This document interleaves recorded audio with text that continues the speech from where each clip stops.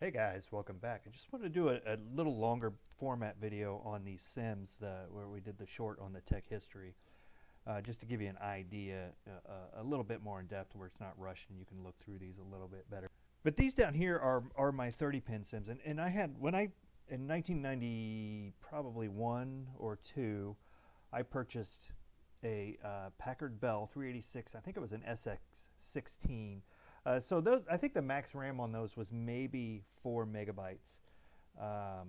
It wouldn't go up to, I think 386, they said you could go up to 4 gig of RAM. No way in this machine, right?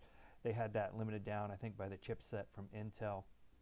But it came with 1 mega RAM. And if you remember DOS in the old days, this was a DOS-only system, DOS, disk operating system.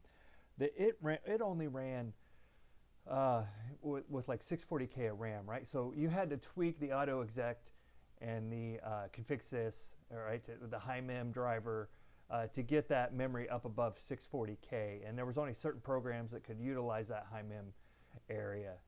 We're going to go into DOS later on in more tech history videos, but you know, I wanted to upgrade it to 2 meg because I wanted to eventually run Windows 3.1 on this system. I know, man, dazzling, right? So fast. So I went ahead and upgraded it to 2 meg. I want to say these, and I can't really remember, to be honest with you, it was so long ago. It was when I was in college. These were the original chips, I think. You can tell by they are just crammed in here, and then these were bigger chips on the other system. So I probably had to pull these two original out and add these 4 to make that work, although I don't really remember. And I don't have that system anymore. I would love to do some filming on it and show you. Anyway, that was the 30 pin system. Then when they started moving to 72 pin SIMMs,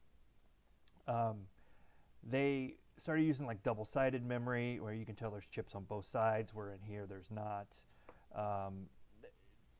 It was just basically a wider path, right, to get into it. And this, I want to say, was either started with a 386DX, where maybe it had both 30 pin and 72 pin slots. There were systems like that, and maybe it was in the 486. I don't remember exactly. Now I do have one old system in the basement we'll be digging into in future videos, but I think it still utilized a DIMM architecture, even wider path memory. We'll get into that later. But this is a 72 pin system. Memory was also very expensive back then, very expensive. Memory and hard disk both.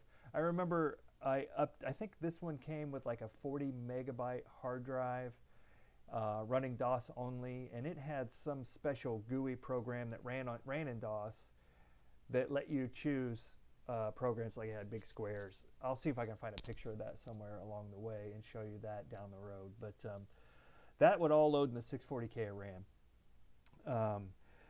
So the 72 pin, that allowed more high mem to happen, and then by the time we got to Windows 95, we didn't have to do a lot of that high mem stuff in the config sys and auto exec bat files. That was more of an integrated Windows version and not just a DOS Windows combination like Windows 3.1. Well, anyway, I'll link the Wikipedia page that describes SIMMs, SIMMS, SIMM memory. And you guys can check that out and get a little further detail. Or if you have questions about these or want to know more about these, let me know and we can have a discussion on that. But just want to do a quick one, longer form, that we go in a little more depth of this. I don't remember the megahertz speed and all that ran. That we could probably figure out by looking at the chips, but I'm not sure anybody's really into it that much. But if you do, leave a question and we'll do a video and figure that out. Anyway, guys, that's where we're at with these. Looking forward to the next video. Like I said, these won't be all hardware. These will be software too. Kind of all over the place from the 80s, 90s, and up on tech history. Thanks for watching, guys. We'll see you next time.